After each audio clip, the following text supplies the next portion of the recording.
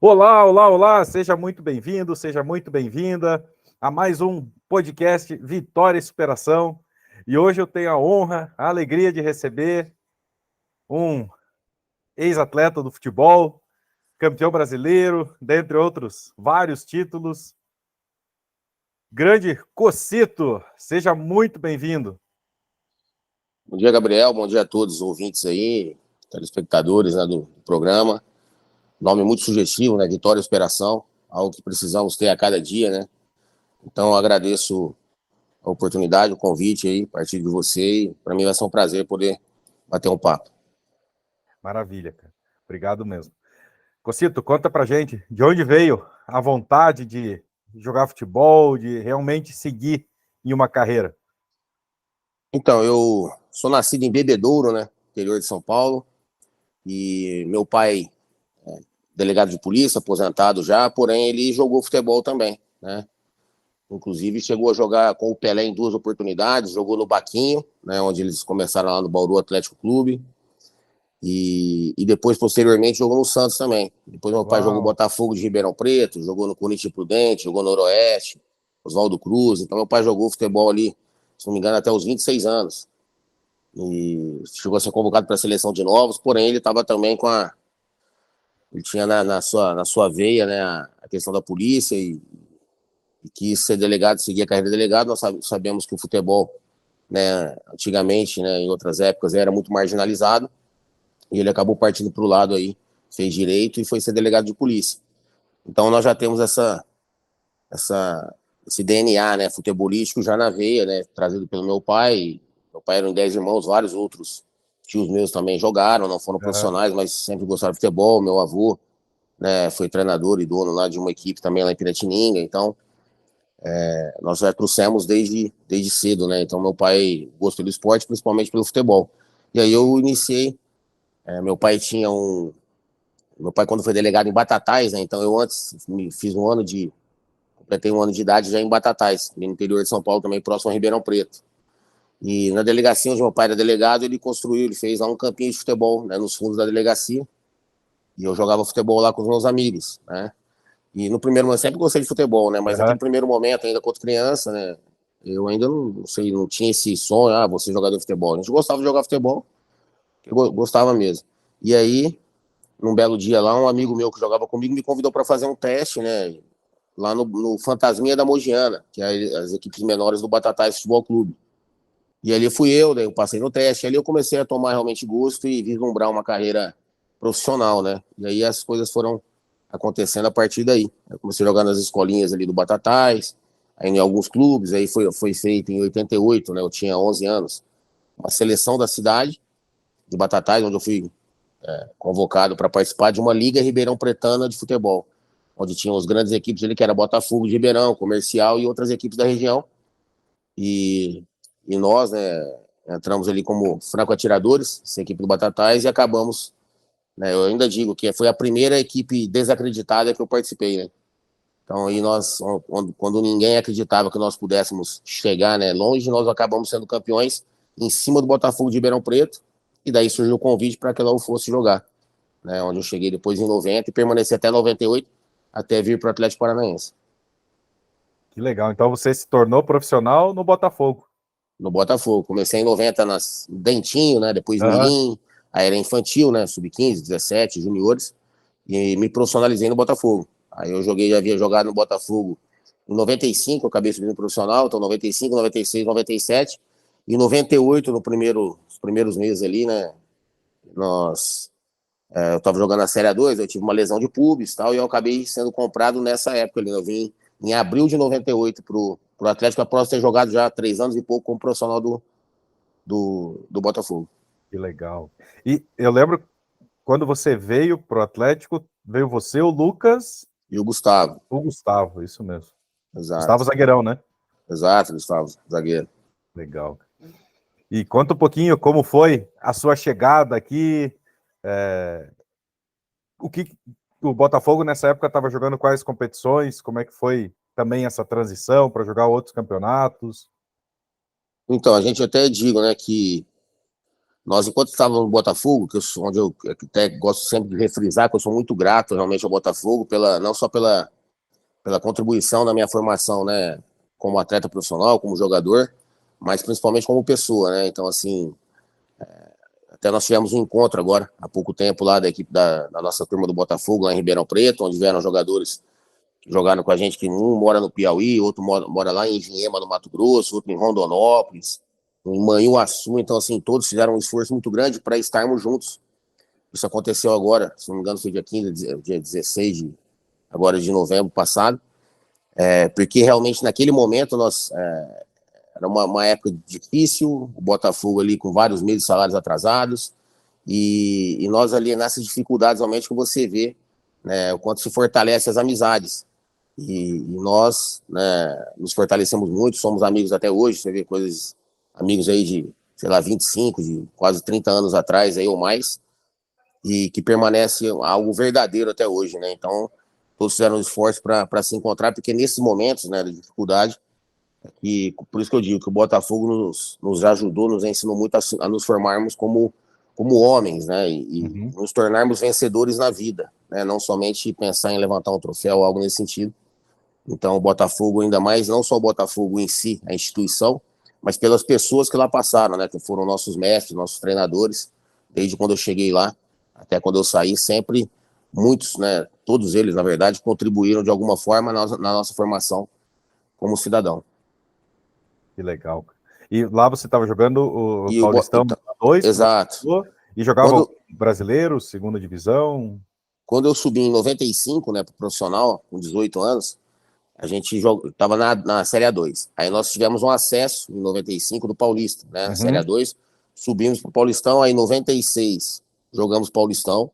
Em 96 nós fomos vice-campeões da Série C do Brasileiro, então, tivemos o acesso para a Série B do Brasileiro. Aí em 97 jogamos o Paulistão novamente, nós acabamos caindo no Paulistão de 97, jogamos a Série B, né, no segundo semestre do Brasileiro. Aí em 98, quando eu estava jogando o Paulista da Série A2, novamente, e como eu digo, assim, nós estávamos no Botafogo, sou muito grato, mas o nosso sonho, né, meu principalmente, era jogar um brasileiro da primeira divisão. Né? Eu queria jogar um brasileirão. Então, assim, queria, né, estava galgando aí voos mais altos, né, querendo jogar em outras equipes, e aí falei, pô, esse ano aqui acho que eu vou sair de qualquer forma do Botafogo. E sempre treinei muito, mas ainda mais nesse ano comecei a pensar de maneira muito positiva, focando realmente que as coisas poderiam acontecer, né, de maneira favorável, e treinei demais. Eu sempre treinava mais do que era pedido. Então, só que de tanto treinar, né, eu comecei a sentir nesse ano de 98, comecei fisicamente, eu estava muito bem, estava realmente voando, né, e a gente jogando Paulista da 2, toda rodada ali, eu estava sempre ali na seleção Come Fogo, que eles faziam lá, né, escolhiam os melhores da dupla Come Fogo entre os jogos do Paulista da 2, e num certo momento ali eu comecei a sentir umas dores na região pubiana, que eu nem sabia que era pubis, né. O pessoal do Botafogo também era uma lesão muito nova, eles achavam que poderia ser apêndice, outras coisas, mas que não era o pubis. E era o pubis. E nós não sabíamos. Acho que de tanto eu treinar, né, e falei que eu queria sair, acabei ficando parado, né, no período em que o pessoal do Atlético ainda foi para assistir lá o Lucas, o Gustavo. E eu tava, até uma história engraçada para contar como é que eu vim, né? Daí eu fazia, nesse período que eu morava no alojamento lá do Botafogo, a gente fazia as nossas fitas, né, cassete, né? Hoje em dia é só os links, né, dos melhores momentos. E aí eu mesmo fazia os meus melhores momentos. Eu comprei um outro videocassete, aí eu gravava, via lá meus lances, e eu separava cada jogo, eu pegava o que eu conseguia, né? A gravação, não todos os jogos tinham sido filmados, mas os que eram filmados eu gravava. E eu deixava essa fita com o nosso supervisor, o Rodrigues Galo, né? E segundo ele falou, quando o pessoal foi lá para ver, né, o Lucas e o Gustavo, tal, para assistir, lógico, eles citaram o meu nome, aí mostrou essa fita para eles, falou, aproveita, leva o Cocita que ele tá machucado e tal. E o que acontece? No Botafogo eu já havia, anos anteriores, ali em 96, eu havia quebrado o pé, havia operado o joelho já. Então, assim, minha carreira foi marcada também por muitas lesões, cirurgias. E aí, quando deu essa cirurgia, essa lesão do pubis, né? Ele deu lá a fita para eles assistirem, falou, o Cocito já pegou seleção brasileira, sub-20, eu havia sido campeão lá em Toulon, né, na França, com a seleção sub-20. Ele falou, leva, aproveita levar o Cocito agora. Ele falou que ele tá machucado e o pessoal do Botafogo é capaz de negociá-lo, né? Porque anteriormente haviam tido propostas e o Botafogo acabou me segurando. Então foi assim, através dessa fita, até brinco com o Rodrigues Galo, né? Falei, pô, você falou, leva esse bichado embora de uma vez, que já tanta lesão que eu já havia tido no Botafogo, falou, vamos aproveitar essa hora, já que tem alguém querendo levar, vende ele, né? E assim eu fui vendido pro Atlético Paranaense, né? Devido mesmo com essa lesão, fui comprado pelo Atlético com essa lesão de pubis, né? Então também sou muito grato ao Atlético, porque aqui eu consegui chegar, me recuperar, né, dessa lesão. Acabei fazendo, num primeiro momento, um trabalho conservador, né, sem fazer a cirurgia, mas não resolveu, né, deu uma pequena melhora e eu acabei tendo que operar depois. Eu estreiei, você vê, cheguei em abril de 98, estreiei, né, no tão sonhado Brasileiro da Primeira Divisão, né, num jogo contra o Guarani, lá na Vila Capanema, porque estava sendo construída a nova arena. Sim. E o jogo nós ganhamos, eu joguei só o primeiro tempo, não estava aguentando de dor.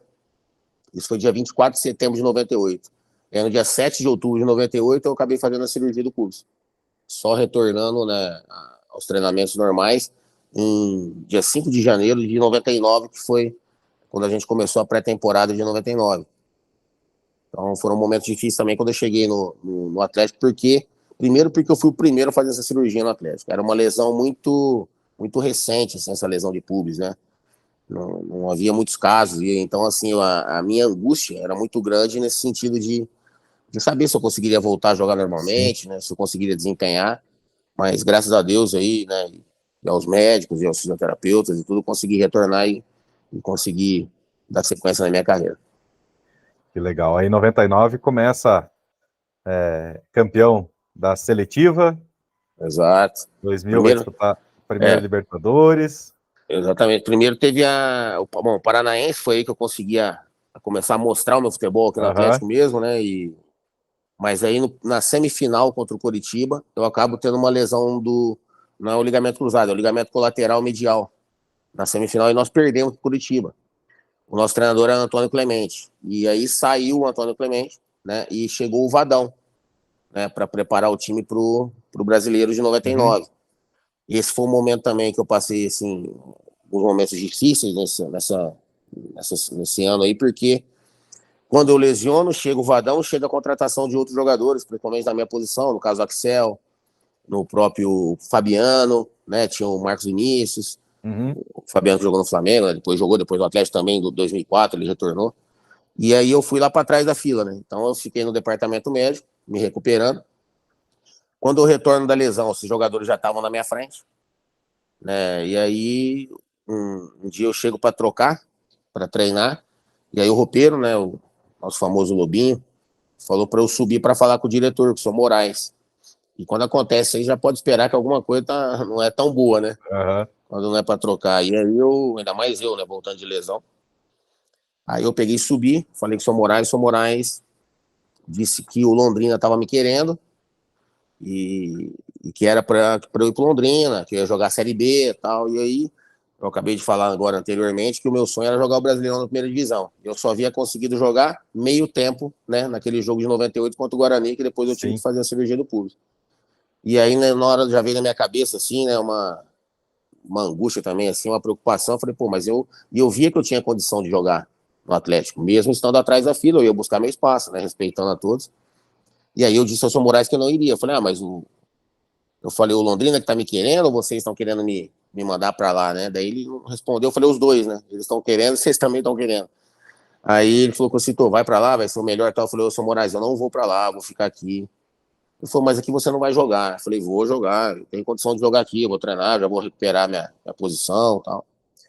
E ele falou, vai para casa, fala com sua esposa, com seu pai, fala com o empresário, tá bom, enfim. Saí pela manhã do CT, mas já sabendo que eu não iria. Aí eu já saí da sala dele, retornei à tarde e falei que eu não iria, que eu iria permanecer no Atlético, né? Daí ele falou, vamos ver então, você não vai jogar tal. Bom, enfim, fiquei, trabalhei pra caramba, daí eu, como eu disse anteriormente, sempre treinei muito, né? Uhum. O seu Moraes, infelizmente, acabou ali no momento, teve uma folga, alguma coisa no sentido, ele estava indo para Minas Gerais, ele acabou sofrendo um acidente, faleceu, né? Que era o nosso diretor, e eu permaneci. E eu não fui. E permaneci treinando, ficava de fora dos treinos, de coletivo, eu entrava faltando 5, faltando 10, faltando 15 minutos. Só que eu sempre treinei a mais. Sempre cheguei antes, sempre fui um dos últimos a sair. Quando ia para casa, então, assim, nesse momento que eu falo que eu decidi, uma decisão, né, assim, firme, né, muito importante na minha vida, porque eu permaneci, e eu falo, né, quando eu ia para casa, né, aos sábados, que eu não era convocado, a minha esposa chegava lá e vai almoçar, vai fazer, e sabe, Curitiba, naquela época fazia um frio danado, Sim. e às vezes eu chegava, tava, sei lá, 3 graus, 4 graus, 5 graus, chuva, frio. Eu falei, não, amor, vou treinar.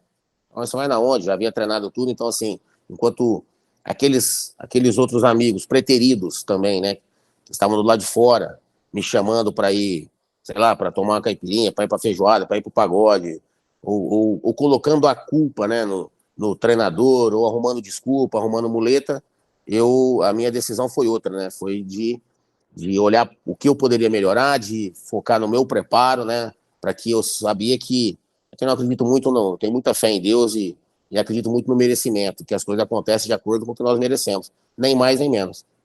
E aí eu falei, pô, se ninguém tá vendo, Deus tá vendo. E Deus vai ver e uma hora vai aparecer a oportunidade para mim. E eu tinha que focar no meu preparo, porque a gente não sabe se a oportunidade aparece amanhã, ou daqui 6 meses, ou daqui 1 ano, eu não sei. E não sabia se também, não saberia se seria no Atlético Paranaense. Eu banquei, eu quis ficar, mas a gente não sabe, né? A decisão não depende somente de mim, né? A gente consegue fazer com que eles enxerguem, né? Os treinadores, o staff, ver a nossa dedicação, a nossa força para tentar falar, pô, esse rapaz merece uma oportunidade. E é o que eu buscava.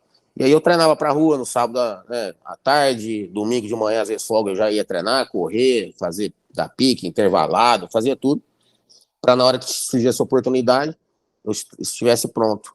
E aconteceu essa oportunidade. Depois eu já comecei a treinar, fiquei no time de baixo, né? Daí num dia lá, um ex-treinador meu do Botafogo de Ribeirão Preto estava conversando com o Vadão ali na recepção do CT, do lado ali daquela escada caracol ali no início. Uhum. E aí eu desço a escada, tava o Marco Antônio Machado, esse meu ex-treinador, e eu fui cumprimentá-lo, assim como cumprimentei o Vadão, também estava do lado. O Marco Antônio perguntou, um treinador que gostava muito de mim lá do Botafogo. Ele perguntou como é que eu tava, tal. Eu falei que havia tido essa lesão, que eu cheguei, tudo que aconteceu ali na minha trajetória ali, nesse início de Atlético. E aí o Vadão bateu a mão no meu ombro e falou, Cocilo, eu falei que eu não tava jogando, mas que eu já tava bem, né? Aí o Vadão colocou a mão no meu ombro e falou assim, então você se prepara, que se o Axel não melhorar, você vai jogar lá em Caxias, no jogo contra o Juventude, que era um timaço do Juventude, né? Sim. O Parmalat, Sim, o time Flávio, que foi campeão da Copa do Brasil, né? Exatamente, do Botafogo do Rio. Isso. Nós havíamos até, inclusive, perdido nos pênaltis pro Botafogo, esse ano da Copa do Brasil, lá no Pinheirão. E aí, eu peguei, pô, me deu até dá uma tremedeira na hora ali, porque eu nem pra banco não tinha ido nenhum jogo, né? Então, assim, não tinha nem pra banco, eu tava de fora mesmo, assim, e daí eu só tava voltando, já tava treinando, já era do time de baixo, mas não havia nem sido convocado nenhum jogo com o Vadão. Então, assim, daí foi o meu primeiro jogo. O Axel realmente não melhorou. Eu tive a oportunidade de jogar lá, fui um dos melhores em campo, lá contra o Juventude, lá em Caxias, ganhamos um jogo de 3-1, se não me engano, acho que foi isso. E fui muito bem, dali dessa partida eu joguei 9 partidas seguidas. Oh, que beleza. Então, de quase ir para uma Série B, então, do Brasileiro, joguei meu tão sonhado Brasileiro, e depois dessas 9 não, digo depois das 8 partidas ali, eu já estava figurando entre os 6 melhores ali, volantes do Brasil na bola de prata da Placar, naquela que tinha a revista, né? Sim. Que tinha a bola de prata, então todo mês ele saía, eu já estava figurando ali entre os melhores. Então, assim, o quanto é importante, que eu sempre falo, né? Até quando eu estive agora trabalhando nas categorias de base também ali, a gente vê da insatisfação, né, dos atletas quando estão no banco, e não é por menos, lógico que tem que estar insatisfeito, Sim. tem que se incomodar realmente, buscar espaço, sempre respeitando a hierarquia, respeitando o treinador, respeitando os próprios companheiros, né, que estão cada qual buscando seu espaço, né, você tem que buscar também com muita lealdade, mas acreditar, né, ter fé realmente, trabalhar bastante, porque a gente não sabe quando aparece a oportunidade. Então, eu sempre falei para eles, primeira coisa é foco no preparo, seja melhor, a tua melhor versão a cada dia, né, cara? Seja a competição é consigo mesmo, sabe? Então, porque se você estiver bem preparado, você vai competir com qualquer um. Se você não estiver bem preparado, e não só fisicamente, digo, mas mentalmente, espiritualmente, quando surgir a oportunidade, você não vai conseguir agarrá-la. Graças a Deus, eu estava bem preparado, eu agarrei, e aí sim eu comecei mais uma vez a mostrar de novo meu futebol dentro do clube. Depois veio, né, a tão famosa seletiva da Libertadores, foi um baita de um campeonato. Aquele campeonato vocês estavam voando, né? Praticamente uma mini Copa do Brasil, né? Sim.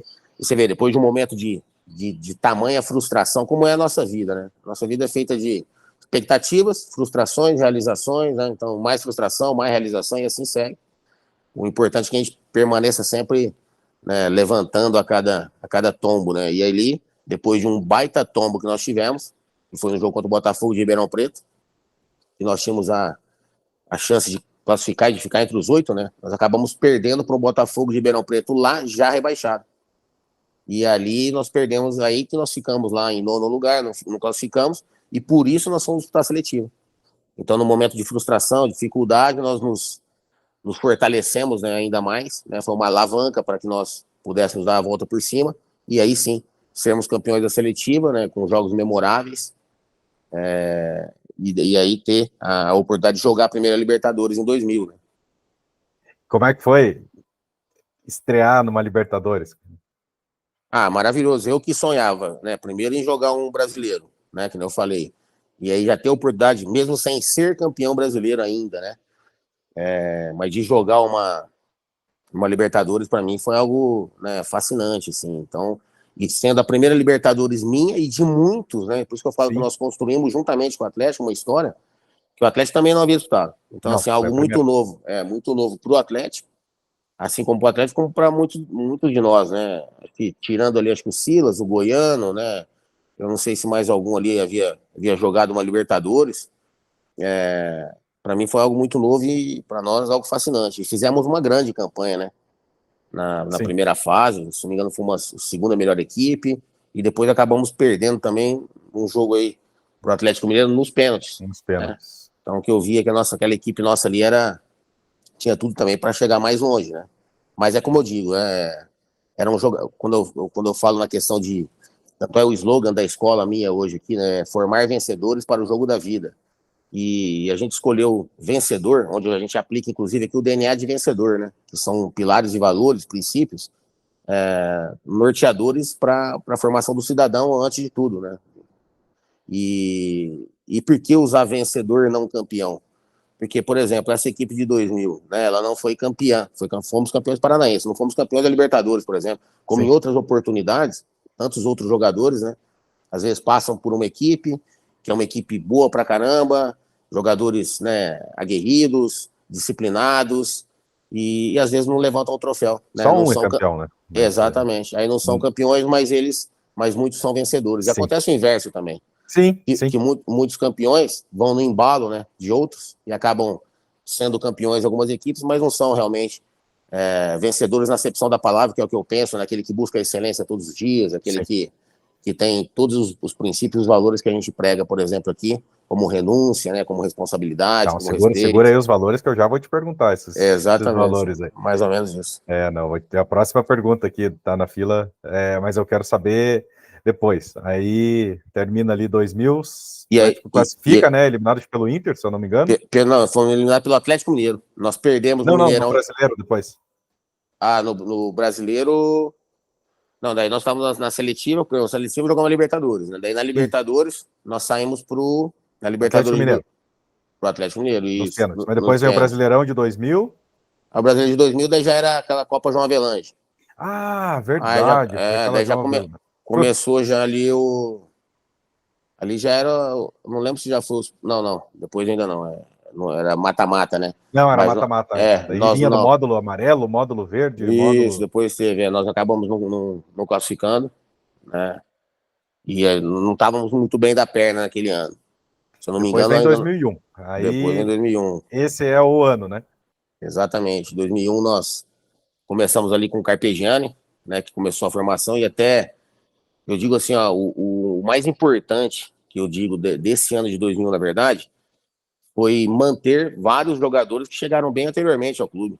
Então, assim, se você pegar o Flávio, goleiro, ele estava desde 95, né? Já estava participando, acho que, se não me engano, da Série B, quando o Atlético foi campeão lá, da Série B, quando subiu. O Flávio já estava. Depois chegou o Gabiru, que veio também do CSA. Então, o Gabiru já estava em 99. 98 chegou eu e Gustavo, e o Lucas, só que o Lucas não permaneceu, mas eu e o Gustavo estávamos no Brasileiro. Aí você pega, depois chega Rogério Souza. Kelly saiu também, né? Kelly saiu. Chegou Rogério Souza, chegou Alessandro em 2000. Depois chegou... O Cleberson subiu. Cleberson subiu. Então, assim, muitos daquele... Fabiano já estava também. Igor já estava também. Igor, verdade. Então, muitos jogadores já estavam no clube antes.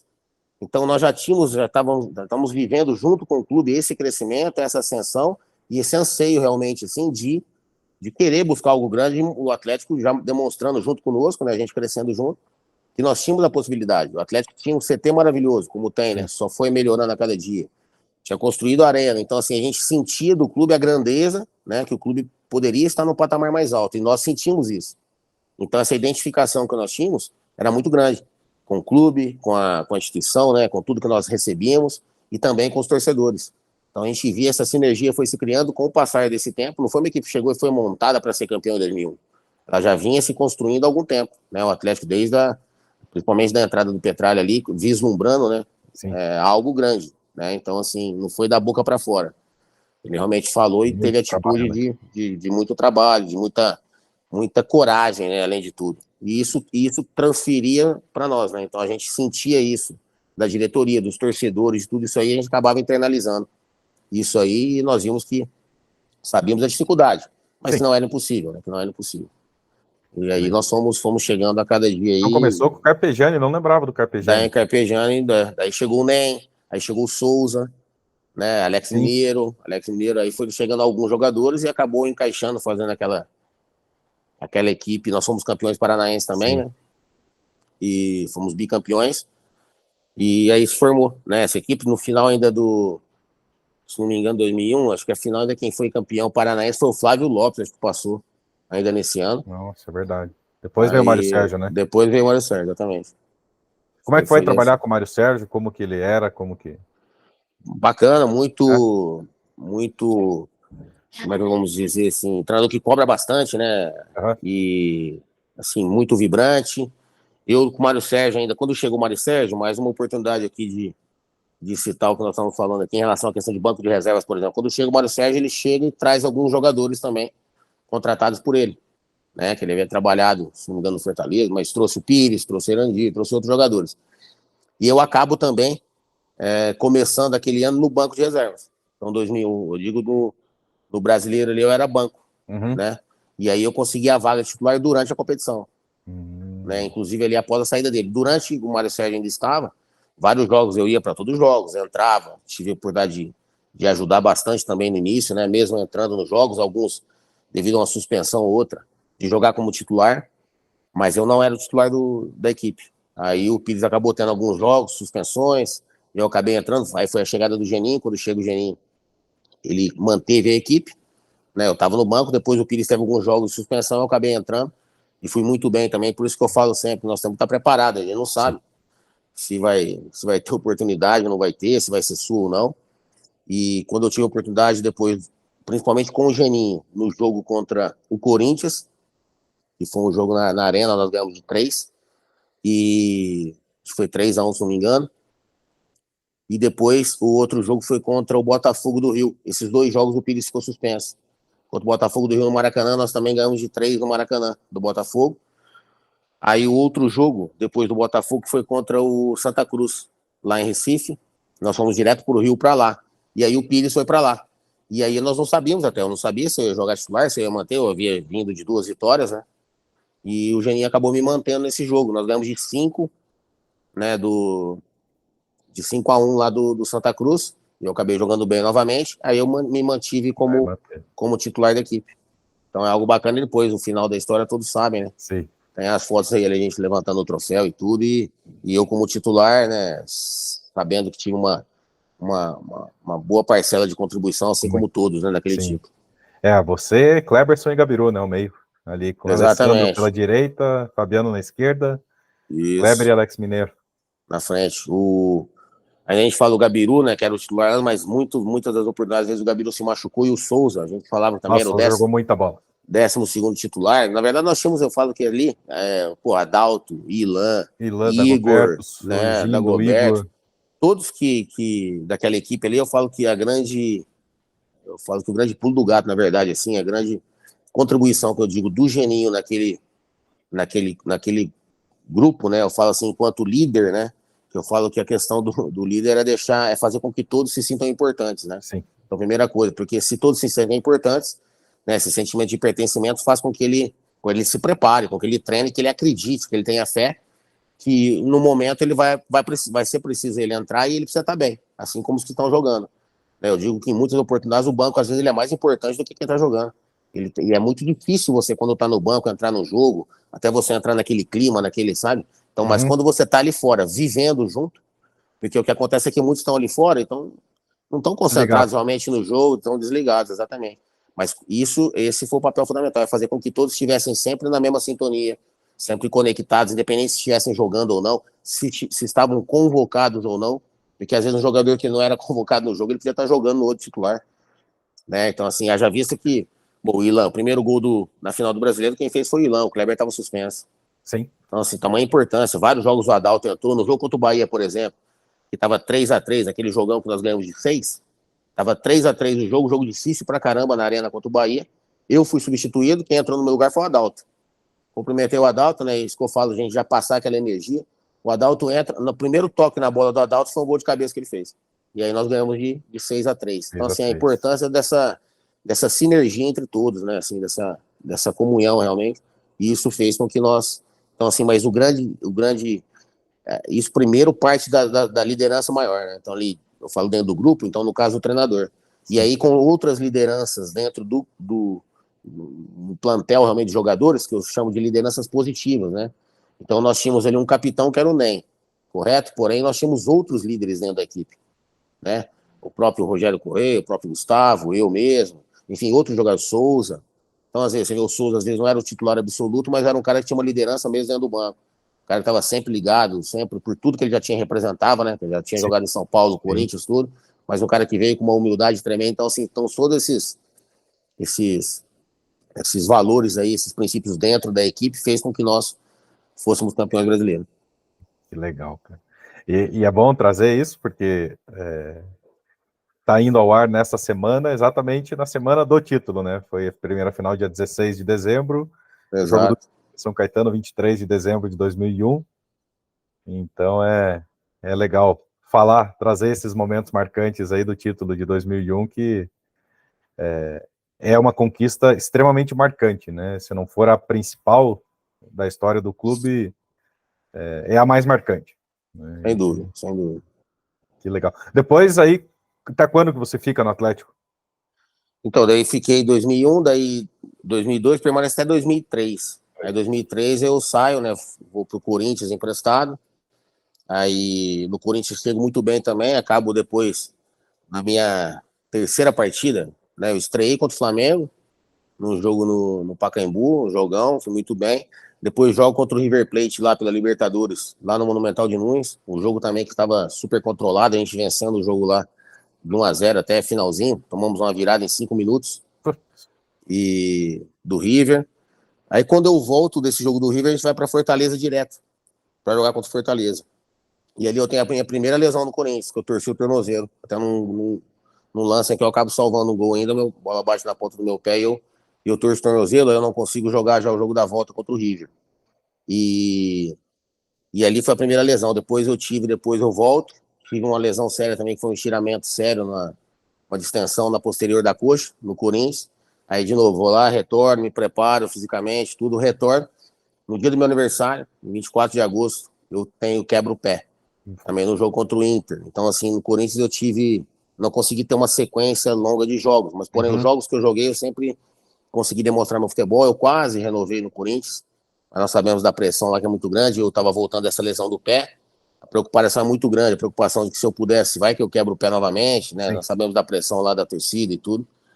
E eu acabei fui emprestado para o Grêmio em 2004. E acabei indo para o Grêmio em 2004, até referendado na época pelo próprio Cittadini, que era do Corinthians. Né? Quando eu chego lá, o presidente do Grêmio, que era o Flávio Albino, citou, o Cittadini falou muito bem de você, tal, gostou muito, até eles pensaram em renovar, tal, eu sabia disso.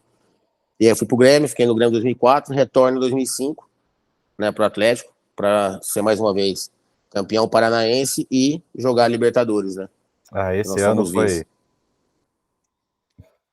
Como é que foi para vocês a questão da final da Libertadores e tudo mais, cara? Muito. A gente ainda tinha, né, confiança de que poderia jogar a final na Arena, né? Nós sabíamos que depois da gente ter vindo de alguns jogos que foram, aliás, todos os jogos na Arena são marcantes, mas assim, aquele jogo contra o Santos, né? Sim. Você vê com um a menos desde o primeiro tempo, né? Com a expulsão do Alan Bahia, a gente conseguir vencer o Santos, né? Virar e vencer o Santos com o Robinho, com o Léo, com o David, né? Zé Elias, Ricardinho. Então, assim, uma baita equipe, né? Que inclusive havia sido campeã brasileira, né? Em 2004, uma equipe campeã brasileira, e nós, com um a menos, vencemos. Mas por quê? Tudo isso, lógico, pela nossa força, mas na Arena, realmente, a magia ela é diferente, né? Assim, a nossa conexão com o torcedor e a motivação, ela fica muito maior ainda dentro da Arena, né? Então, assim, eu não digo que a Arena, até quando eu falo que muitos jogadores, já vi várias declarações de alguns jogadores quando vêm jogar, né, que falam, pô, um dos estádios mais difíceis de jogar é na Arena. Sim.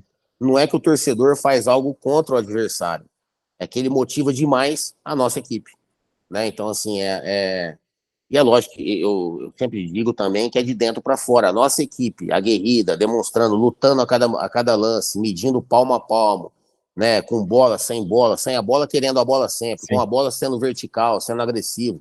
Isso faz com que a torcida. Eu até tenho uma frase minha que eu gosto de falar bastante, que marcou. Um dia eu falei numa preleção, numa conversa com os meninos lá no CT em 2018.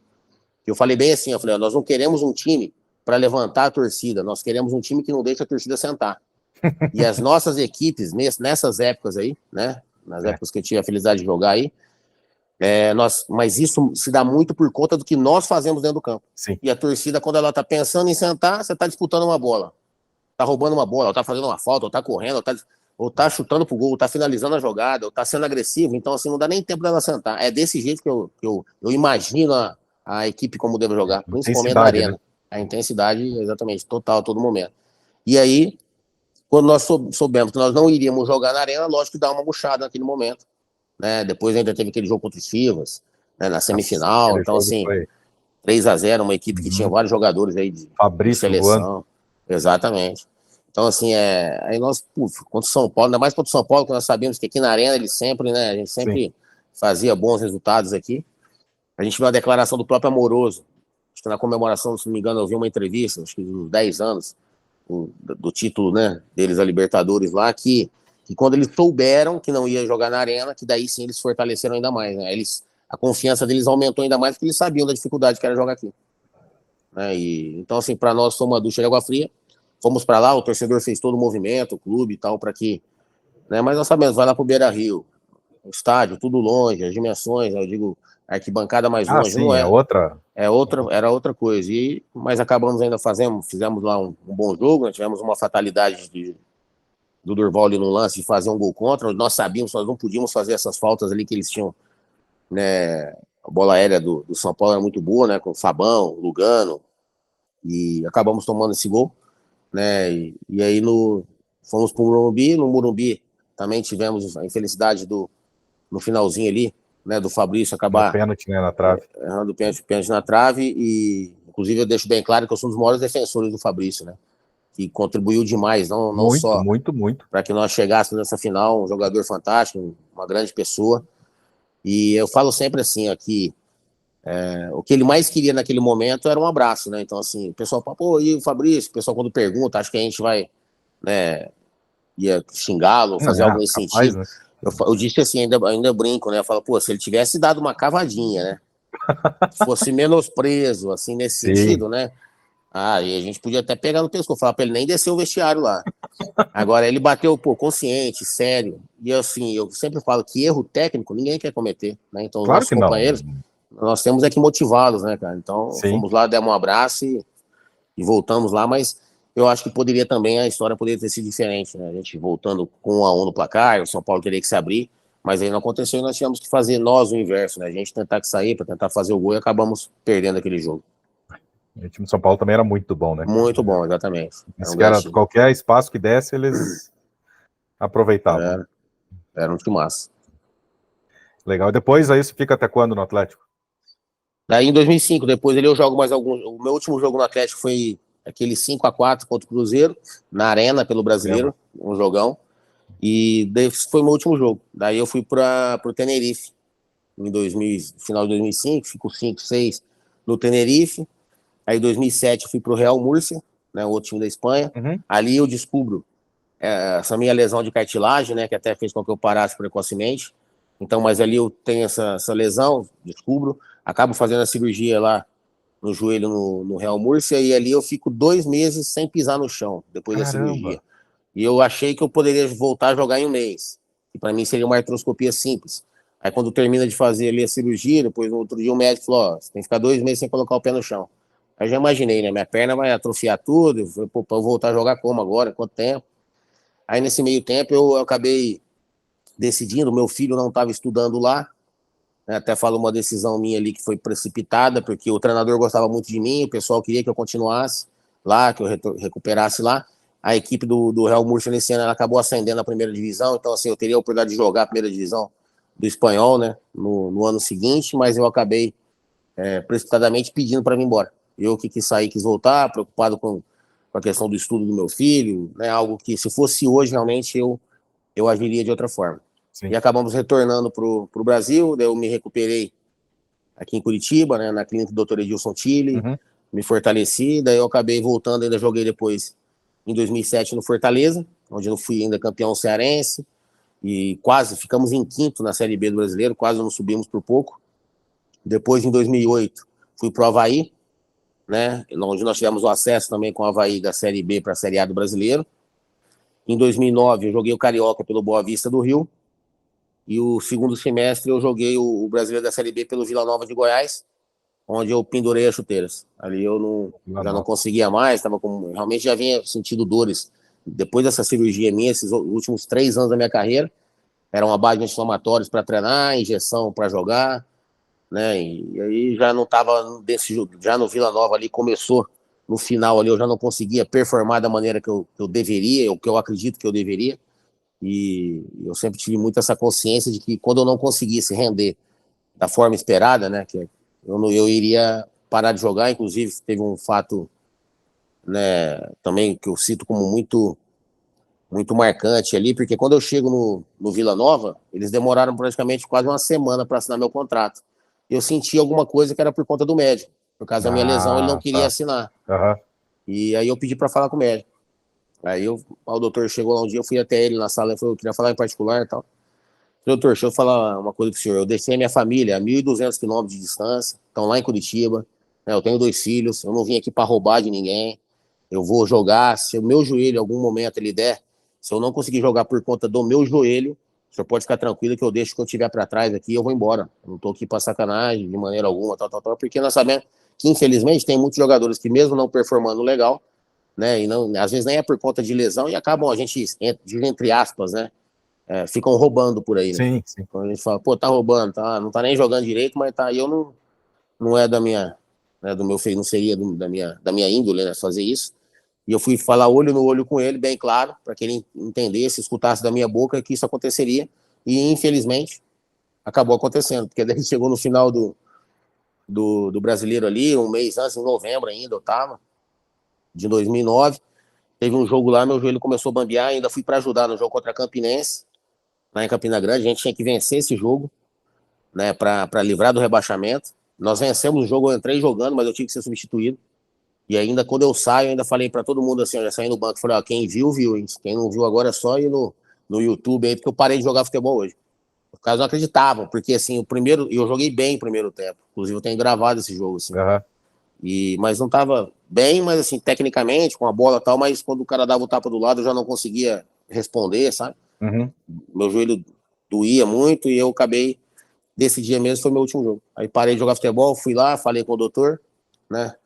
Aí o doutor falou, pô, parabéns, não acredito, até não é que eu não acreditava, mas, né, acredito que ninguém faria isso, porque inclusive, eu não vou citar nome, mas tinha pessoas lá de dentro do próprio Vila Nova, né, eu falei que eu ia parar de jogar, eles, não, fica aqui, mais um mês e pouco aí, cara, pelo menos você recebe mais um salário, né, o último mês, ainda mais sabendo que eu ia parar de jogar, né, sei lá, e era um bom salário, não era ruim, mas aí não compactua do que eu penso, né? Dos meus princípios, eu acabei, falei, não, de maneira alguma, vou lá, falei que quando não desse para eu performar por causa do joelho, eu iria embora. Fui lá, arrumei minhas malas, fui dentro do carro, passei lá, dei um abraço a todo mundo lá e me despedi, assim, assinei minha rescisão e vim embora antes de terminar, deixando um mês para trás de salário, e aí parei de jogar futebol. Em 2009. 32 anos? Com 32 anos. Muito, e eu assim, sempre gostei de treinar, né? Eu digo ainda sempre que eu parei de jogar puxando a fila, porque eu sempre era um dos primeiros a entrar no campo, um dos últimos a sair, mesmo com dores, mesmo com esses problemas, tomando remédio e tudo, mas eu sempre gostei muito de treinar, né? E gosto até hoje. Legal. Bom, agora que você falou um pouco dos teus princípios, valores, conta pra gente aqui quais são e quais foram os que guiaram a tua carreira. Você já citou vários aqui, mas traz aí os principais, e hoje o que você falou, né, da escolinha que você tem, você passa isso para os meninos? Então, o que eu tentei colocar, primeiro assim, quando eu paro de jogar futebol, eu sempre tinha vontade de ter uma escolinha de futebol, da gente formar, né, ter a escolinha, e eu falava muito com o Rogério Souza, que inclusive é meu sócio, né, na escola, né, fundou juntamente comigo a escola hoje é do Atlético, né, mas no primeiro momento era somente uma escolinha de futebol, né, anteriormente, e em 2015 nós montamos. E a minha vontade era passar não só o que nós vivemos, né, dentro do campo, e poder ajudar esses meninos a realizar os sonhos, tal, mas muito mais do que nós passamos fora do campo, pensando na formação do cidadão, né? Legal. Na responsabilidade que nós temos nessa questão social, né? De a gente formar boas pessoas.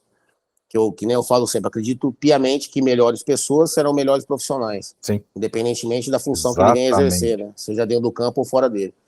E aí nós começamos a escolinha em 2015, em 2017 eu voltei, né, até contar como é que surgiu depois no meu retorno na escola aqui. Aí eu fui para o Atlético Paranaense, convidado, né, pelo Petralha para trabalhar nas categorias de base, dentre as várias funções ali dentro do clube, né, até passando como coordenador das categorias de base em determinado momento. Em 2020, aí na mudança de gestão, né, o Paulo André estava assumindo ali a gestão ali de diretor, e ele chegou para mim e falou: Cocito, o que você entende por DNA CAP? Eu acho que você seria o coach DNA CAP, né? A formação. O que você entende por isso? Ele falou, né? Eu pensei, ele falou, dá uma rascunhada para mim e tal. Eu comecei a rabiscar, a rascunhar, que para mim o DNA CAP, né? Então, assim, não somente dos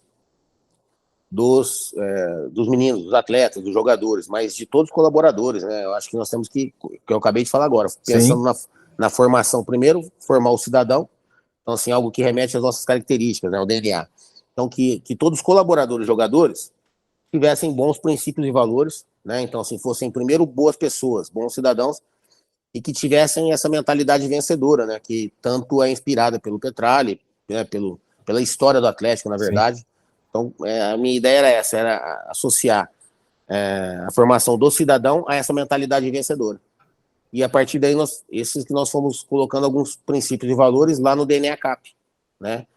Que depois, quando eu saio do clube, né, que eu fui demitido em 2021, em fevereiro, aí eu volto a focar na nossa escolinha aqui, que nesse momento ela já era Escola Furacão, porque quando eu volto no clube eu acabo, né, pegando a franquia do Atlético, transformando a nossa escolinha minha do Rogério Souza em Escola Furacão Cocito e Rogério Souza. E aí, quando eu saio, eu aplico esse DNA CAP, na verdade, eu só transformei o que era mais ou menos o DNA CAP que eu aplicava lá. A gente colocou esses princípios e valores aqui na nossa escola Furacão como DNA de vencedor.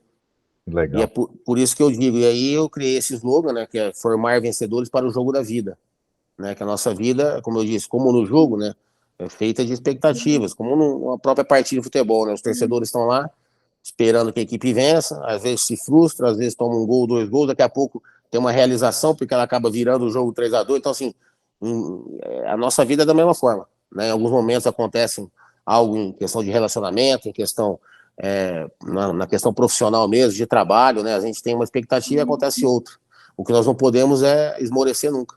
Então, como eu disse, manter a nossa fé, né? Entender que tem realmente merecimento, que Deus toma conta realmente de todas as coisas, né? Que Ele nos fortalece.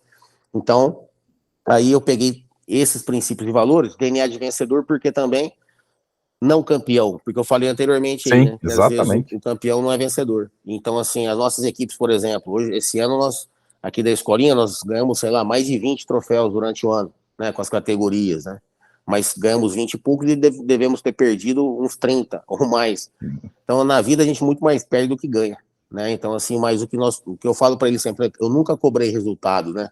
A gente não cobra resultado, a gente cobra postura, Sim. né? Uma postura de vencedor. A gente buscar, não é se acomodar com derrota, não, mas é buscar vencer até o final, buscar respeitando sempre, né, o adversário, respeitando os companheiros, respeitando os treinadores e buscar a vitória a todo momento, até o final do jogo. Então, ter a postura de vencedor, então nós podemos ter a postura de vencedor, mas não sermos campeões. Então, isso que acontece, por isso que é DNA de vencedor e não DNA de campeão. Até quando eu comecei a rascunhar foi isso. Uhum. E os princípios são assim, eu chamo de 8 eixos geradores, 8 pilares, na verdade, com 4 eixos geradores dos comportamentos, né? Que é respeito, responsabilidade, solidariedade, gratidão, honestidade, renúncia, resiliência, né?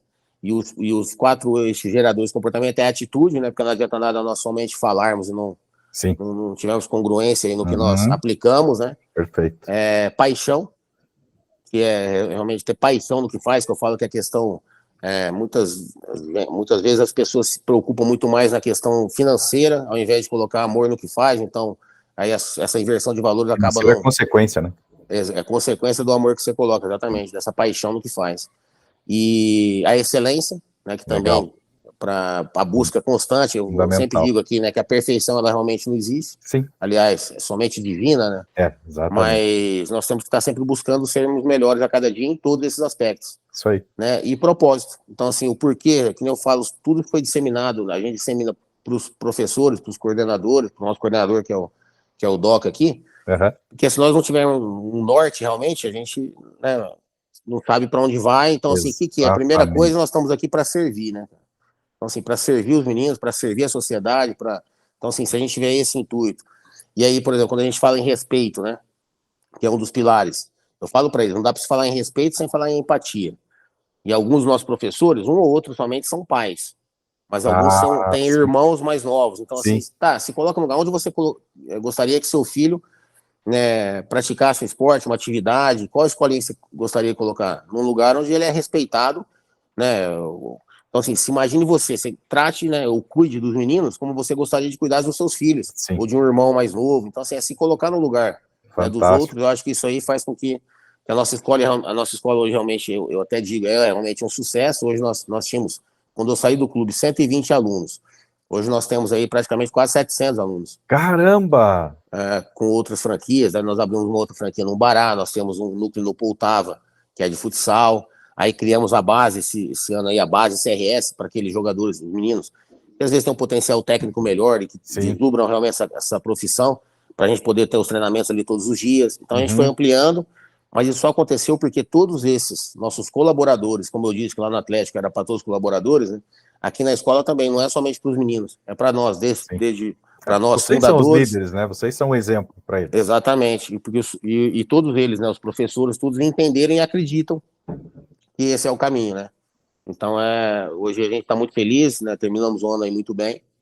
E a ideia é que a gente consiga, que eu falei para eles, né, até no final agora na nossa confraternização, que a gente jamais se acomode, a gente tem que continuar, né, tendo atitude com isso e buscando a excelência realmente, para que a gente continue com o nosso propósito aí de formar vencedores para o jogo da vida. Com certeza vão. Com esses princípios, com esses valores, com essa atitude, com certeza vocês vão. Já estão impactando a vida de muitas famílias, né? Porque não é só o menino. Depois o menino leva para dentro de casa isso, leva e começa a Exatamente. fazer, né, um ciclo, trazer prosperidade, trazer respeito, trazer muitas outras coisas que, pô, você tem 700 alunos, mas você acaba influenciando muito mais gente. Próprios amiguinhos, né, os colegas, Sim. eu falo que independentemente da profissão, da situação de qualquer um, de qualquer pessoa, né? Toda pessoa, qualquer uma pode fazer diferença na vida de outra. Com certeza. E eu falo para os professores, até mandei uma mensagem também outro dia agora, falando que se nós conseguirmos atingir a uma pessoa, nós já mudamos o mundo, né? É o que eu falo Então, assim, sempre também. então Concordo plenamente com você. E aqui eu tenho certeza que nós atingimos o coração, né? E colocamos essa sementinha aí no coração de muitas Com crianças certeza. que são, né, o futuro da nossa sociedade, que eles já vão influenciando os irmãos, os Sim, amigos, né? Então, é isso, a gente fala muito aí sobre que nem solidariedade. Quando a gente fez uma apresentação para os meninos, que solidariedade não é somente que nem a gente faz várias ações, né, de final de ano, de Páscoa, de Dia das sim, Crianças. sim. Nós sempre estamos fazendo aqui essas ações sociais. Mas a solidariedade vai muito além disso, né? Então, assim, às vezes você não necessariamente precisa ajudar com algo, com dinheiro, com alguma coisa, não é Às uma vezes cesta só ouvir, básica. né, cara? Exatamente. Você Às dá um vezes ouvido, dá um só sorriso, dá um ouvir. abraço, Uhum. então isso já é ser solidário. Exatamente. Como eu falo para ele desde casa, quando eu falei, pô, então assim, e eu falo que a gratidão, ela gera solidariedade, né? Também, porque assim, a mamãe, eu falei, pô, a mãe de vocês, de acordo com a faixa etária, a gente fala de um jeito, né? Sim, sim. Então ela vai lá, faz lá a comidinha que você quer, que você gosta, lá, o arroz, feijão, o bife, batata frita, gostosinho, que você pediu, beleza. O que custa depois que a tua mãe fez isso? Então gera um sentimento de gratidão e aí você, pô, de tudo que você fez, você agradece a ela, né? E vai lá tirar a mesa, vai lavar a louça, vai varrer, vai, né? Sim. Sempre é um ato de solidariedade. Dentro do campo, né? Quando o companheiro erra um lance que você motiva ele, vamos, na próxima você acerta. É um ato de solidariedade, né? Então, assim, Verdade. ninguém tá ali para errar, então, assim, Exatamente o que você falou, né? E são uma várias hora, formas. é, é o que eu falo sempre para os atletas que eu trabalho, a parte mental. Não é, se eu errar. Não é, você vai errar. Não tem Exatamente. um atleta que acerta tudo sempre. Esse atleta não Exato. existe. Então você vai errar. Então, aprender a lidar com isso. O outro, teu colega, o teu companheiro, vai errar também. Então, pô, ninguém sai de casa para errar. Só Todos que o erro nós, vai né? Todos acontecer. nós, os próprios treinadores aqui, eu falo para eles, e nós temos que dar direito ao erro. Então, Sim, assim, dar exatamente. confiança, nosso intuito, nós temos que dar confiança, encorajá-los para que eles possam desempenhar, né, da sua melhor maneira, sem medo, né? Então, assim, e sabendo que nós erramos também. Os Sim. E treinadores, todo jogo vocês erram, às vezes erram uma substituição, às vezes erram Uhum. na maneira de interagir.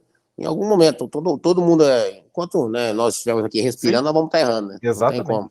Por isso que eu falo da busca da excelência, que mesmo esses pilares aqui que nós aplicamos, né, que nós, né, colocamos aqui, a gente tenta passar para os meninos, a gente sempre escorrega uma hora ou outra num deles. Né? Então Acontece, não né? tem, exatamente. Mas ter a humildade para reconhecer também. Isso é questão, né, de Exatamente. outra questão de atitude, de você entender que você não é perfeito. Você também vai errar. Você, pô, ó, eu aqui, né, você e o Rogério como donos, o Doca como coordenador, os treinadores e tudo.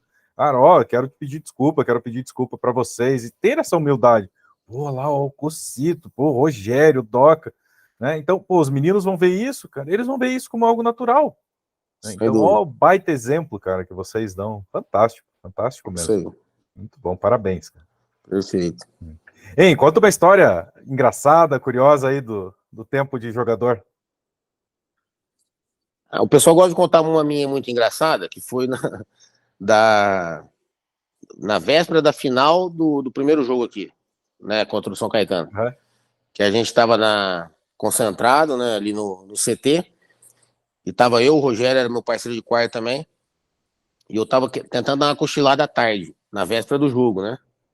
E o Rogério combinou com eu não sei quem foi, né? Não sei se foi o Nen, se foi o Flávio, se foi o Douglas, não sei quem foi. Saiu e deixou a porta aberta. E eu tava ali tentando cochilar. E daqui a pouco tô lá quase cochilando assim, daqui a pouco só escuto a porta abrir e jogaram uma bombinha lá dentro com fumaça, aquele negócio deu um estouro no meu quarto, né? E aí eu saí gritando lá, xingando ele lá. Eu falei assim, quero ver quem vai marcar o esquerdinha amanhã, hein? O esquerdinha, que era, né, o 10 Uhum. do São Caetano. E aí o pessoal, na hora que eu saí gritando ali, que eu saí xingando, o pessoal só foi batendo porta dos quartos, que tava todo mundo, eu falava, esse cara deve estar falando, né? Vamos lá atormentar o Cocito agora. E aí essa aí o pessoal gosta bastante de contar essa história. Era bem. Também tava todo mundo, coração na boca já, né, Todo cara, mundo, pro final. estavam criando alternativas ali para dar uma relaxada, né? Porque, Uhum. queira ou não, né? Véspera de final de brasileiro, né? Uma final inédita para muitos ali, né? Que nunca Sim. tinha tido uma decisão como essa, o pessoal queria brincar para dar uma descontraída, né? Aí foi brincar comigo também. Ah, muito bom. E qual foi o momento mais difícil da tua carreira e como que você conseguiu superar? Então, foram alguns desses que eu contei anteriormente aí, né? Principalmente nessa questão do pubis aí, né? De 99 ali, quando eu faço a cirurgia, quando depois Aí depois eu retorno, e depois eu tenho aquela lesão do joelho que eu falei, daí né, o pessoal querendo me emprestar. Então, assim, primeiro do Pubis, que eu falo que algo que eu falei que era muito novo, então, assim, eu vivi, assim, foram dias ali, né, angustiantes ali, porque eu não sabia realmente dessa lesão, se eu conseguiria voltar a jogar mesmo, né, da maneira que eu jogava, né, performando, correndo, principalmente na questão da parte física, né, que eu ficava muito preocupado. Então, ali foi um momento até que eu falo sempre, né, que não era para ser, né, mas nesses momentos difíceis é que você fortalece ainda mais a sua fé, é que você cria resiliência, né, então, assim, você se fortalece. Então, assim, como eu tive muitas lesões durante a carreira, essa foi uma das piores, assim, que eu cito, por ser algo muito novo, mas que você, então, assim, a resiliência, que é um dos pilares aqui do nosso DNA, que eu falo, né, ela só é criada em momentos difíceis, em momentos de dificuldade, assim como a nossa fé se fortalece nesses momentos, né, que você se aproxima mais de Deus, realmente. Então, foi um momento que foi favorável, né, na verdade, foi angustiante, foi difícil, mas favoreceu para que eu me tornasse realmente a pessoa que eu sou, para que eu conseguisse realmente ver, né, que sempre há uma luz no fim do túnel, que a gente possa sempre estar acreditando que as coisas acontecem, né, de acordo com o nosso merecimento. Então, assim, isso fez com que eu acreditasse ainda mais nisso, que é o que eu aplico hoje, que eu acredito piamente, né? Então, é ter muita fé e merecimento, que eu acho que o que é infalível na nossa vida realmente é a lei da semeadura. Verdade. Né? E às vezes não, algumas colheitas são, né, são mais precoces e outras não, né? Então, assim, a gente não sabe o tempo, né? Mas que possa, faça. Porque às vezes você acaba vendo, né? Que eu falo que são as momentos de provações que você, às vezes, do teu lado, você fala assim, pô, eu tô fazendo tudo certinho aqui, cara. Pô, sou um bom pai, sou um bom marido, sou um bom filho, sou um bom amigo, né? Sou um cara bom profissional, sou dedicado, faço tudo certo aqui e as coisas estão dando errado, né? E aí você vê do teu lado, né, alguns companheiros, né, fazendo tudo errado e dando certo, né? Mas que eu digo que isso é tudo momentâneo, né? Sim. Que no final realmente Exatamente. vai dar certo, vai colher, né, vai colher o bem quem plantou o bem. Então então eu acredito nisso para que a gente possa sempre fazer essas boas escolhas, né? E por isso que eu falo, né, dos pilares. Nós só vamos fazer boas escolhas, que eu falo dos pais, né, quando colocam os seus filhos na escola. Eu quero para o nosso desejo enquanto pais, né, nossa missão é orientá-los, educá-los da melhor maneira. O nosso desejo é que eles sejam felizes. E eu falo que nossos filhos serão felizes se eles fizerem boas escolhas. E para que a gente faça boas escolhas, se você tiver internalizado bons princípios e valores, você vai escolher bem, vai escolher começando das suas amizades, né, de quem está ao seu redor, de quem você convive, né, e tendo pessoas boas ao seu lado, com os mesmos princípios e valores, né, que sejam condizentes aos seus. Você vai fazer boas escolhas e você vai ser feliz automaticamente, né? Verdade. Então é nesse sentido. Legal. Qual foi o momento mais emocionante da tua carreira? Emocionante, sem dúvida. Eu digo assim, lógico, em relação ao título, né, foi sem dúvida nenhuma o Brasileiro 2001 que demorou bastante tempo para cair a ficha. Eu não sei se até hoje a gente ainda não fica, né? Puta, fomos campeões brasileiros, cara. Jogando aqui no Atlético, né? Fora do eixo, Rio-São Paulo, onde ninguém acreditava, mas que nem eu sempre eu digo. Também eu falo sempre, falava nos vestiários isso aí. Não importa que ninguém, que o mundo inteiro não acredite na gente. Se nós ali dentro acreditarmos, as coisas acontecem. Porque o inverso também é verdadeiro. Não importa o mundo todo, né? Acreditar, se nós ali dentro tiver alguma dúvida de alguém, né? As coisas não acontecem.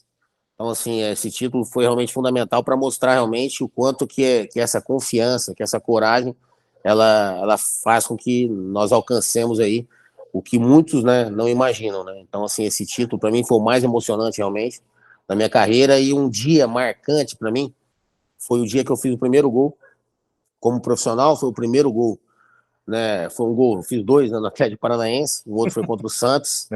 Salvei muitos gols, né? Mas esse gol contra o Coritiba foi num jogo, né, contra o Coxa, e nós estávamos perdendo o jogo de 1-0 e podíamos estar tomando uns 3, 4, que seria pouco ainda, lá no Couto Pereira. E eu entrei no intervalo, foi nesse jogo da seletiva, né? Foi num dos passos ali, e eu entrei no jogo e acabei empatando o jogo num golaço de muito longe, onde eu digo que aquela bola foi conduzida por mãos divinas, né? Então, acreditando ainda mais ainda nesse merecimento. Eu entrei, empatei o jogo, nós ganhamos de 4-1, que foi um grande passo também, para que nós fôssemos para para a primeira Libertadores, e foi um gol também que marcou muito, porque eu falei que quando eu fizesse um primeiro gol, eu desejaria, né, homenagearia, na verdade, um amigo meu que faleceu na infância, que era o Wendel, que havia falecido num acidente de carro. Então, foi o meu primeiro gol como profissional, foi num clássico, onde nós estávamos numa situação muito difícil no jogo, né? Depois nós acabamos, depois do gol ali, revertendo e vencemos de 4-1, mas quem viu o jogo sabe que não foi essa facilidade toda, foi realmente muito difícil. E foi na seletiva para Libertadores, quer dizer, foi um passo para a gente chegasse na primeira Libertadores. E teve esse caso também, né, que eu pude homenagear meu amigo. Sim. Então, assim, foi algo que marcou muito, né? Foi esse dia aí, né, nesse gol contra o Coritiba. Muito bom, cara, muito bom. Cocito, eu sei que você tem horário agora na sequência aqui. Quero agradecer mais uma vez. Você, lá em 2019, me proporcionou um momento muito especial no meu casamento, com aquela homenagem que vocês prepararam, aquela surpresa. Eu não fazia ideia do que estava acontecendo e tenho o vídeo guardado até hoje, onde você conseguiu levar lá para o Thiago Heleno, Bruno Guimarães, Lúcio, Rony, você falando. Então foi muito, muito emocionante. Quero agradecer demais a você. Carinho enorme desde o teu tempo de jogadora, te acompanho. E parabéns pela tua trajetória, parabéns por trazer esses valores, por ter esses princípios e fazer a diferença na vida de tantas e tantas pessoas, tantas famílias, que às vezes, né, mesmo você não conseguindo acompanhar ali todos os meninos no dia a dia, mas você e o Rogério são os líderes, né? Então, vem de vocês essa inspiração, esse caminho, são os guias mesmo do Doca e de todos os outros professores e profissionais que ali estão. Então, parabéns mesmo. Quero saber, primeiro, curtiu o bate-papo? Curti muito, Gabriel. Eu que agradeço, viu? Gostei legal. bastante. Sempre é bom a gente estar revivendo, contando histórias e podendo, de alguma forma, né, continuar ali influenciando, né, impactando vidas. Eu sei que isso você faz e muito, né? Então, assim, o programa, ele faz jus à sua vida, realmente, né? De vitória e superação. Então, assim, saiba que você também é um exemplo para todos nós. E para mim foi um prazer ter podido contribuir naquele momento lá do seu casamento. E fico muito feliz em fazer parte da sua história, que realmente é uma história muito digna de ser ouvida, de ser vivida por muitos. Obrigado. Eu que agradeço. Viu? Me diz uma coisa, quem você recomenda que tem boas histórias para dividir, para participar aqui do programa? Todos esses nossos companheiros aí poderiam participar, o próprio Rogério, o Nem, enfim, o Lucas.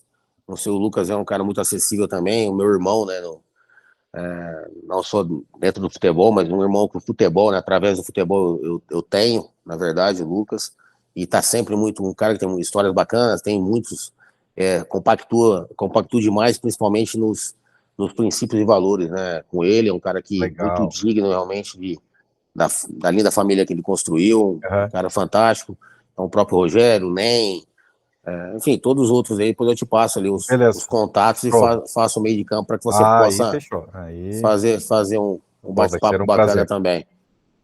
Vai ser um prazer.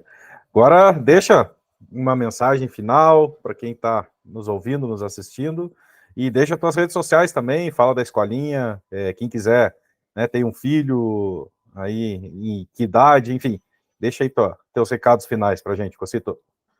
Bom, para quem quer, né, e colocar seu filho na escolinha e queira seguir, né, dentro tem esse DNA de vencedor, né, nós estamos aqui, será um prazer recebê-los, aqui é a escola, se colocar aí, Escola Furacão, Cocito Rogério Souza no Google, já vai ter as informações, no Instagram Escola CRS Portão, Escola CRS Umbará, Escola CRS Água Verde, ali tem no Insta, podem entrar em contato, ou depois o meu contato também aí, acho que muitos têm, eu sou um cara bastante acessível também, pode entrar em contato, que vai ser um prazer estar-los recebendo aqui. Nós temos a franquia aqui, nós temos no Portão, que é a sede, né? Temos aqui no Gun Esportes, que é a base CRS, né? Como eu disse, daquele projeto. Tem uma sede ali no Poltava, que é o futsal, e temos lá no Bará também, no Estaleirinho Esportes, né? Que também é um complexo lá do nosso amigo Júnior. Então vai ser um prazer estar recebendo. O meu Instagram, né? Também podem entrar por ali também para pedir mais informações, que é Cocito Thiago, e ali eu posso dar as informações também da escola, e do que eu puder contribuir também, estou sempre à disposição, tá bom? Então, assim, primeiro agora, para finalizar, quero fazer realmente, mais uma vez, o agradecimento pela oportunidade, né, e uma frase que eu falo sempre, né, o impossível, né, é uma linha imaginária entre os interessados e os obstinados. Simplesmente isso, né? O impossível, ele é impossível até que alguém faça. Então, deixando bem claro que nada é impossível, desde que você busque, que você tenha disciplina, que você tenha muita renúncia, né? Que eu falo sempre, abrir mão realmente de prazeres que são momentâneos em busca de um propósito maior, de algo grande. Então é isso, que não acreditem no impossível, porque ele realmente não existe. Sejam realmente obstinados, que vocês conseguem tudo o que quiserem na vida, né? Sempre, jamais se esquecendo, colocando sempre à frente Deus, né? Acima de tudo, que é quem nos dá o respiro, né? Então, como a gente sempre diz, todas as nossas honras e glórias é a Deus, porque foi Deus que me colocou no momento certo, na hora exata, aqui no Atlético Paranaense, no Botafogo, em todas as outras equipes que eu joguei, para conhecer pessoas que eu conheci. Então, assim, sem Deus, ele é que direciona toda a nossa vida. Tá bom? Então, essa é a minha mensagem. Gratidão, cara. Obrigado. Obrigado mesmo. Que Deus te abençoe, ilumine você, tua família. Que esse final de ano seja de muita paz, muita saúde. E que em 2024 e em diante aí vocês continuem sendo essas pessoas inspiradoras que estão fazendo a diferença na vida de tantas e tantas outras pessoas. Obrigado. Obrigado. Valeu, mesmo, Gabriel. Citou. Obrigado você, viu? Um abração. Valeu, Deus abençoe um abraço. a todos. Tchau, tchau. Tchau, até.